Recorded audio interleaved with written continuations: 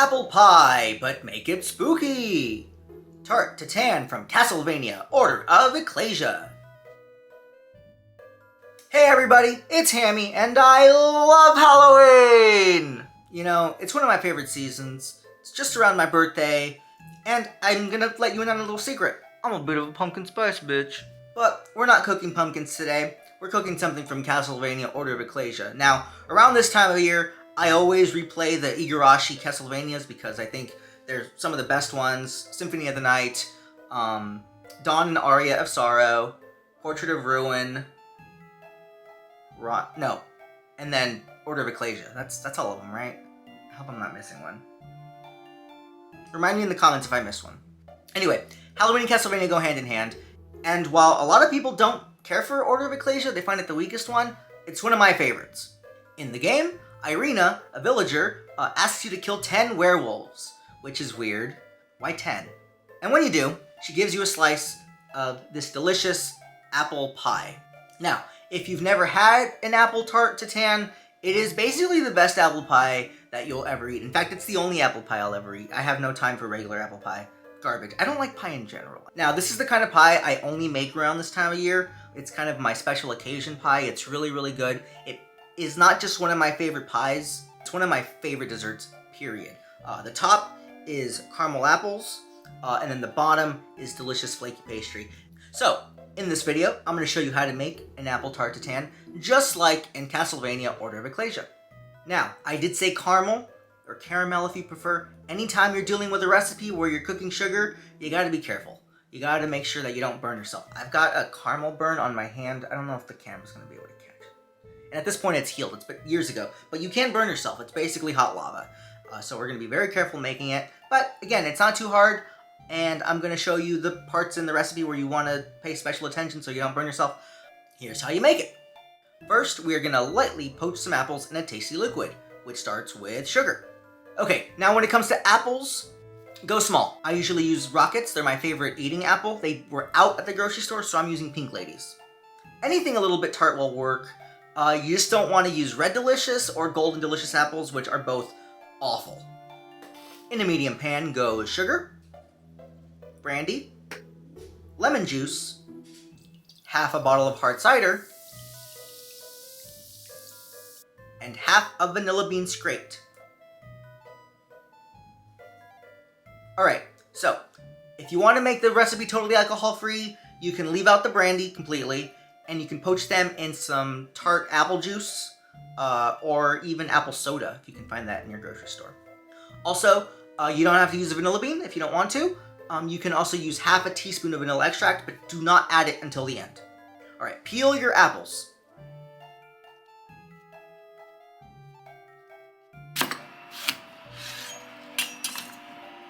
And then, using a melon baller or a teaspoon, scoop out the core. Then, slice a V near the top and the bottom to get the rest of the core out. Nice! Carefully place your apples inside of the poaching liquid. Put more in than will fit because they're going to shrink down and we're going to need quite a few apples. Cook them on a low simmer for 8 minutes. Flip them over and then cook them for another 5 to 8. Check on them.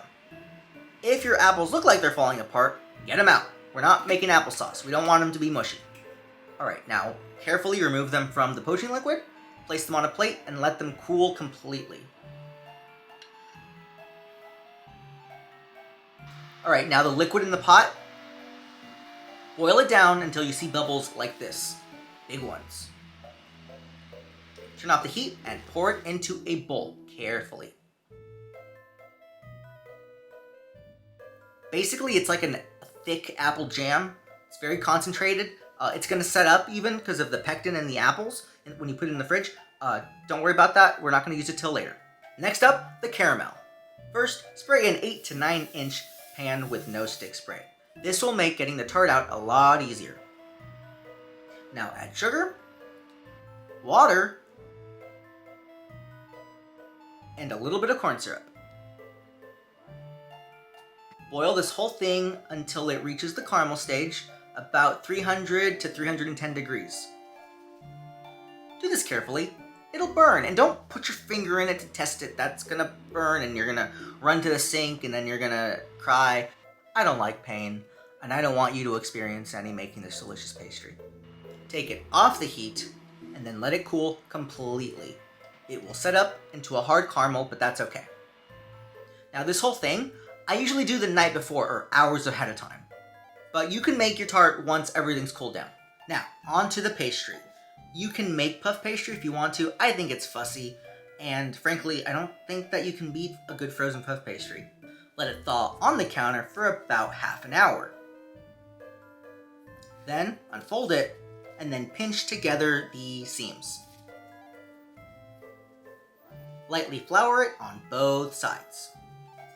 Alright, place the pan that you're cooking your tart in over the pastry. Make sure that it's cool, otherwise it's going to melt your dough. Now you see these extra parts? Fold them in. We don't want to cut it out, that's just wasteful, and then we'll have a nice, thicker crust, which is good. If your flaps don't stay down, just put down a little bit of water to use as glue. Then, dock the top with a fork. Cool. Alright, let's put the whole thing together. Take your apples from the fridge and put them rounded side down onto the caramel.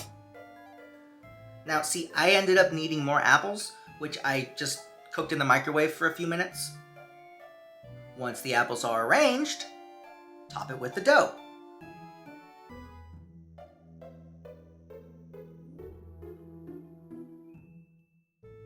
Tuck in the excess dough so that it cradles the apples.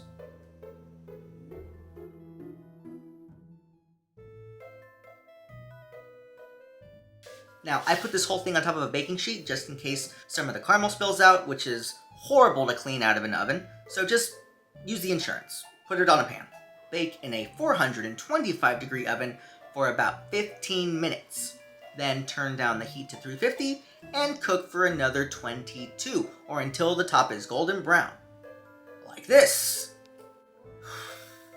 Alright, carefully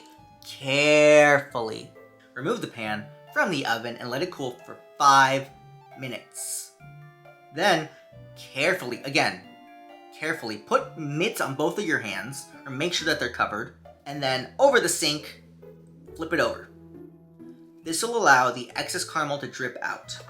Because we cooked our apples beforehand, it should absorb most of the sauce, but there's still going to be a little bit left. Ta-da! We're not done yet, though. Remember that poaching liquid from before that set up into a jam? Loosen it in the microwave for about 10 seconds. Then you can brush it over your apples to give everything a nice shine. It's going to make the whole thing look glossy and professional, and frankly, it gives it another layer of flavor. Now you can eat this hot, but I like it at room temperature. Slice off a piece. Check it out! You made Tart Tatin from Castlevania, Order of Ecclesia. Underrated game, underrated dessert. It's great alone, but it is an all-time great dessert with a scoop of vanilla ice cream. Tart Tatin is the best apple pie ever, and it is yummy. Thanks for watching. What's your favorite Castlevania food? Let me know in the comments. In the meantime, don't forget to like, comment, and subscribe so you don't miss a new recipe. Thanks for watching. See you next time. Bye.